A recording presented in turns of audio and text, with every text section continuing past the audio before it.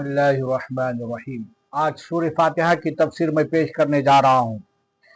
सूरह फातिहा मक्की है, वो 7 आयतें हैं। इस सूरत के मुतालिक चंद बातें अर्ज करनी है।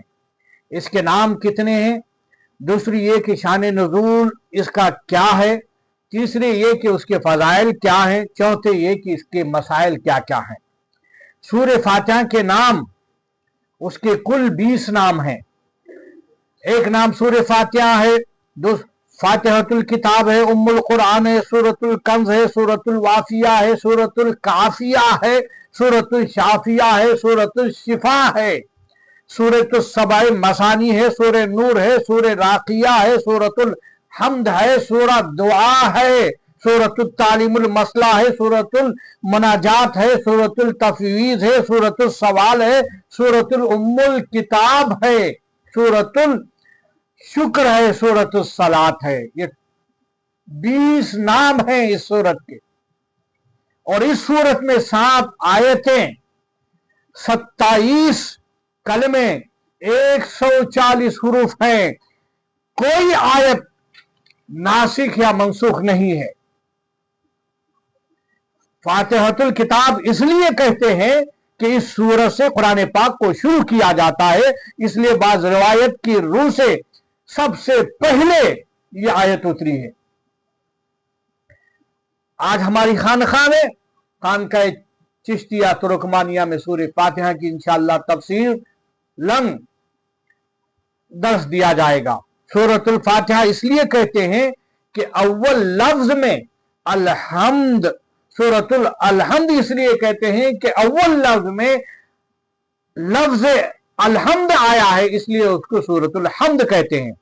उम्मुल कुरान इसलिए कहते हैं, उसके माने हैं असल के। ये सूरा सारे कुरान पाक की असल है, इसलिए जिस कदर मज़ामीन सारे कुरान शरीफ में तफसील से मौजूद है, इसमें इजमालन यहां आ गए हैं। इसको कुरान पाक से वही निस्बत है जैसे बीज को दरख्त से निस्बत होती है, क्योंकि बीज में सारा दरख्त यानी पत्ते, शाखें, फल, फूल वगैरह होता है। मेरे दोस्तों और बुजुर्गों, उम्मुल किताब इसलिए कहते हैं, सारी आसमानों की किताबों के तकरीबन सारे मज़ामीन इस सूरे में आ गए हैं। अकायद आ गए, अमाल आ गए, सब इसमें मौजूद। खुदा की ज़ात और सिफात मौजूद, उसकी अब्दियत मौजूद, उसकी बेनियाजी, बंदे की अब्दियत, बेनियाज मंदी वगैरह तमाम इसमें मौजूद है। सबे मसाना इसलिए कहते हैं, इस लफ्ज के माने हैं 7 मुकर्रर आयतें। इसमें 7 आयतें हैं और 2 बार ये नाजिल हुई, इसलिए ये नाम हुआ। नमाज में हर रकात में सूरह फातिहा की तकरार होती है। हर रकात में हमें सूरह फातिहा पढ़ना जरूरी है। आदि सूरत में रब की हम्द व सना है, बाकी आदि सूरत में बंदे की अर्ज व मारूज, तो गोया आदि खालिक के लिए और आदि मखलूक के लिए, लिहाजा इसको सबाई मसानी कहा जाता है। इसी तरह सूरत किसी और आसमानी किताब में ना आई ऐसी सूरत। फातिहा का सवाब, सूरतुल फातिहा का सवाब कुरान के 7वें हिस्से के बराबर है। लिहाजा जो शख्स उसे 7 बार पढ़े, पूरे कुरान पढ़ने का सवाब अता कर दिया जाएगा। मेरे दोस्तों और बुजुर्गों, उसकी आयतें भी 7, दोज़ख के दरवाजे भी 7। जो शख्स इन 7 आयतों के पढ़ने का पाबंद होगा, यानी अल्हम्दुलिल्लाह रब्बिल आलमीन का पूरा सूरा पढ़ने का पाबंद होगा, इंशाअल्लाह अज़्ज़ व जल उस पर दोज़ख के दरवाजे बंद हो जाएंगे। हदीस शरीफ में आया है, एक बार जिब्रील अला नबियना अलैहिस्सलाम आक़ाए दो जहां सल्लल्लाहु अलैहि वसल्लम से अर्ज किया, मैं आपकी उम्मत पर दोज़ख के अज़ाब का खौफ करता हूं।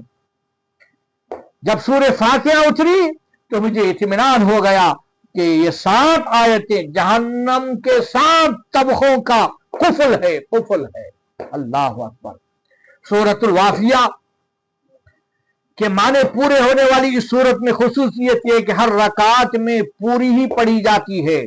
दूसरी सूरतें 2 रकात में आधी आधी या कम बेश पढ़ी जाए तो जायज होता है, इस सूरह काफिया उसको इसलिए कहते हैं, दूसरी सूरतों के बदले में ये सूरत काफी है, लेकिन कोई और सूरत इसका बदल नहीं हो सकती। सूरह शाफिया इसलिए कहते हैं, ये जहर सदा किस्म की बीमारियों का इलाज है, इसलिए इसको सूरत शिफा कहते हैं। एक साहबी ने देखा एक आदमी मुर्गी के दौरे में गिरफ्तार था, यानी फिड्स के दौरे में गिरफ्तार था, तो उसके कान में ये सूरत पढ़ दी गई, उसको आराम हो गया। हुजूर अलैहिस्सलाम की खिदमत में ये वाक़िया अर्ज किया तो फरमाया, ये सूरत हर बीमारी की दवा है, हर बीमारी के लिए शिफा है। अल्लाह अकबर। ये सूरत जिस्मानी और रूहानी तमाम बीमारियों का इलाज है। इंशाअल्लाह उसकी तहकीक, उसके फवायद बयान किए जाएंगे। इस सूरतुस सलात इसको इसलिए कहते हैं, उसका पढ़ना हर नमाज में जरूरी है। सूरतुस सवाल इसलिए कहते हैं कि इसमें बंदों को हक ताला के से दुआ मांगने का तरीका बताया गया है। जब दुआ करनी हो तो पहले खुदावंदे ताला की हम्द करें, फिर अपनी मोहताजी बंदगी का जिक्र करें, फिर अपनी हाजत अर्ज करें। आप देखें दुनियाई के मुकाबले में आखिरत की हाजतें ज्यादा मांगी जाएगी। सूरत शुक्र, सूरत दुआ इसलिए कहते हैं, इसमें बंदाओं को रब तबारक ताला का शुक्र करने और दुआ मांगने का तरीका सिखाया गया है। मेरे दोस्तों और बुजुर्गों, शान नुज़ूल ये है, इसके शान नुज़ूल के 3 कौल हैं। एक ये है कि मक्का मुकर्रमा में हिजरत से पहले नाजिल हुई, बल्कि बाद उलमा फरमाते हैं सबसे पहले सूरह फातिहा नाजिल हुई। चुनांचे उसका वाक़या ये बयान किया जाता है, एक रोज रसूलुल्लाह सल्लल्लाहु तआला अलैहि वसल्लम हजरत खदीजा रज़ियल्लाहु तआला अन्हा के पास तशरीफ लाई। फरमाया, जब मैं तनाही में बैठता हूं तो गैबी आवाज सुनता हूं, कोई कहता है पढ़ो। उसकी खबर वरका बिन नवाफिल को दी गई। हजरत खदीजा रज़ियल्लाहु तआला अन्हा के रिश्ते में भाई थे। वरका बिन नवाफिल ने अर्ज किया, अब जब कभी ये आवाज आए, या रसूलल्लाह आप इत्मीनान से सुनते रहिए। अल्लाह अकबर कबीरा। मेरे दोस्तों, चुनांचे फिर ये हुआ कि एक मरतबा हजरत जिब्रील अला नबियना अलैहिस्सलाम हुजूर अलैहिस्सलाम की खिदमत में हाजिर हुए। अर्ज किया, पढ़िए बिस्मिल्लाहिर्रहमानिर्रहीम अल्हम्दुलिल्लाहि रब्बिल आलमीन। इस रिवायत से मालूम हुआ कि सबसे पहले फातिहा नाजिल हुई, मगर दूसरी रिवायत से मालूम होता है कि सबसे पहले सूरह इक़रा नाजिल हुई है। दूसरा कौल ये सूरत हिजरत के बाद मदीना मुनव्वरा में उतरी, लेकिन उस पर यह एतराज ये है कि नमाज मक्का मुकर्रमा में शब मेराज में फर्ज हो चुकी थी और नमाज में उसका पढ़ना जरूरी है। तो अगर ये सूरत मदनी हो तो मुसलमानों ने इतने रोज तक क्या पढ़ा। तीसरा कौल ये कि यह सूरत हिजरत से पहले मक्का मुकर्रमा में, हिजरत के बाद मदीना तैयबा में 2 बार नाजिल हुई है, इसलिए उसको सबे मसानी कहते हैं। यह सूरत 7 आयतें हैं और ये 2 दफा उतरी है। 2 बार उतरने में हिकमत यह है कि मुसलमानों को उसकी शान का पता लग जाए, उसकी अजमत का पता लग जाए और हुजूर सल्लल्लाहु अलैहि वसल्लम की अजमत भी मालूम हो जाए, क्योंकि कुरान पाक की आयतें हकीकत में हुजूर अलैहिस्सलाम के लिए रब्बानी तोहफा है। मेरे दोस्तों और बुजुर्गों, मैं याद करना ये चाहूंगा, इससे सूरत आयत मक्की या मदनी आयत कुरान पाक में इस इबारत को कहते हैं जिसमें पूरी बात पूरी हो जाए, जिसमें बात पूरी तो हो जाए मगर उसका कोई अलहदा नाम न रखा गया है। जैसे कि हम लोग जुमला या कलाम बोलते हैं, उसको आयत इसलिए कहते हैं, आयत के माने हैं निशानी। कुरान पाक का हर जुमला कुरान पाक की हक्कानियत लाने वाले की हक्कानियत, भेजने वाले की हक्कानियत की निशानी है। सबसे पहले छोटी आयत कुरान में मुदहाम मतान है और सबसे बड़ी आयत कुरान में सूरह बकरा की आखिरी रुकू में है। तो मेरे दोस्तों, सूरत सूर से बनाए, उसके माने होते हैं घेरने वाली चीज। इसलिए आप देखें शहर के आसपास की दीवारें कुछ घेरी हुई होती है। सूरतुल बलद कहते हैं इस सूरत को, क्यों? वो शहर को घेरे हुए होती है। कुरान पाक की इस्तिलाह में वो कुरान पाक की वो इबारत कहलाती है जिसमें मजमून पूरा हो गया हो, उसका नाम भी कुछ रख दिया गया हो, जैसे सूरह फलक और सूरह बकरा। मेरे दोस्तों और बुजुर्गों, सूरत आयत दो किस्म की हैं, तवज्जो से सुने। मक्की आयतें हैं, कुछ मदनी। मक्की वो है जो हिजरत से पहले उतरी हो, वह कहीं भी उतरी हो। मदनी वो है जो हिजरत के बाद उतरी हो, वह कहीं भी उतरी हो। लिहाजा जब हिजरत के बाद नबी पाक सल्लल्लाहु अलैहि वसल्लम मक्का मुकर्रमा तशरीफ लाए, वही कोई आयत आई तो अगरचे वो उतरी है मक्का मुकर्रमा में, लेकिन मदनी कहलाएगी। क्यों? कि हिजरत के बाद आई। बाद लोग ये समझते हैं मक्की वो जो मक्का मुकर्रमा में उतरी, मदनी वो जो मदीना पाक में उतरी, लेकिन ये सही नहीं है। क्यों? अगर मक्की मदनी के ये माने होते तो बाज वो आयतें जो ताइफ शरीफ में उतरी उनका नाम ताइफी आयतें होना चाहिए था, क्यों नहीं हुआ? तो इससे पता चला ये बात गलत है। लिहाजा सूरह फातिहा मक्की भी है, मदनी भी है। कुरान पाक में सबसे छोटी सूरत अगर कोई है तो सूरतुल कौसर है, और सबसे बड़ी सूरत अगर कोई है तो सूरह बकरा है। तो ख्याल रहे, पिछले रसूल तालिब थे कलाम के, पिछले रसूल तालिब थे कलाम के, इसलिए वो किताब लेने खास जगह जाया करते थे। जैसे हजरत मूसा अलैहिस्सलाम तौरियत लेने पर तूर पर जाया करते थे तौरियत शरीफ लेने के लिए, मगर हमारे हुजूर सल्लल्लाहु ताला अलैहि वसल्लम मतलूब हैं। किताबुल्लाह तालिब जहां हुजूर है वहीं कुरानी आयत आ रही है। हुजूर मक्की है तो आयत मक्की, जब हुजूर मदनी हो गए तो आयतें भी मदनी हो गई। हुजूर आ गए हैं तो आयतें पीछे पीछे हैं। अली अल उमूम हुजूर कुरान पाक के मतबे हैं, मगर बाज औसाफ कुरान करीम हुजूर का ताबे, हुजूर अरबी है, लिहाजा कुरान भी अरबी, सारी आयतें अरबी है, मगर हुजूर के मदनी मक्की होने से आयत मक्की मदनी बन गए। बहुत सी आयतें हुजूर के मर्जी के मुताबिक उतरी। आप कहेंगे वो कैसे? तब्दीले किबला की कुछ आयतें आप पढ़ेंगे, इंशाअल्लाह उसकी तफसीर में बताया जाएगा। मैं इस सूरतों के नाम के ताल्लुक से मैंने अभी तक बता दिया हूं, और सूरह फातिहा की आयतें सब मानते हैं।